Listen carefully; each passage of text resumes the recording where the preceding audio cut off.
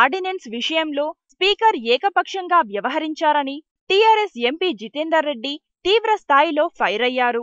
దేశంలో నడుస్తున్నది మోదీ సర్కారా లేదా చంద్రబాబు సర్కారా అనే అనుమానం వస్తుందని ఆయన అన్నారు. పోలవరం బాధితులను మోదీ సర్కార్ తీవ్ర స్థాయిలో మోసం చేసిందని అన్నారు. తెలంగాణ ప్రజలకు ఇది తీరని మచ్చ అని ఆవేదన వ్యక్తం చేశారు.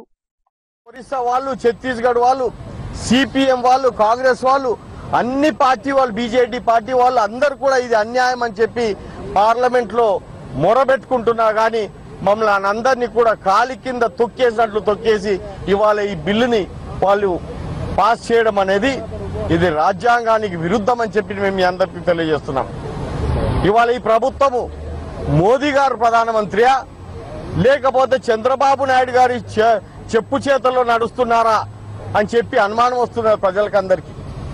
చంద్రబాబు నాయుడు గారు నడిపించే విధానంగా ఇవాళ వీళ్ళందరూ కూడా ఇక్కడ నడుస్తున్నారని చెప్పి నేను తెలియజేస్తున్నా. ఇదే కిషన్ రెడ్డి గారు అంటున్నారు మేము ఇవ్వాలని అభివృద్ధి చేయాలని చెప్పి మేము అనుకుంటుంటే అసలు మేము ముందరికి రావట్లేమని అంటున్నారు. అయ్యా కిషన్ రెడ్డి, నీ పార్టీలోనే నీ ఉండంగానే మీ పార్టీలోనే వాళ్ళందరూ కూడా గిరిజనులను నిర్వాసం చేస్తుంటే నువ్వేం చేస్తున్నావు అని చెప్పి నేను అడుగుతున్నా. ముఖ్యమంత్రి అధికారాలను కాలదొక్కి గవర్నర్కి అధికారాలు ఇస్తుంటే నువ్వు ఏం చేస్తున్నావు అని చెప్పి నేను అడుగుతున్నాను.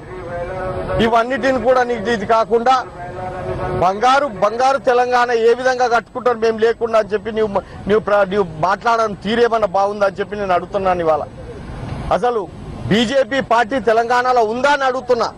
వాళ్ళు ఎవరన్నా కానీ తెలంగాణ పట్ల నుంచి ఇక్కడ రిప్రజెంట్ చేస్తున్నారా? ఇక్కడ జరుగుతున్న అన్యాయాన్ని, గిరిజన అన్యాయాన్ని ఎత్తి చూపుతున్నారా అని చెప్పి నేను మీ అందరినీ అడుగుతున్నా.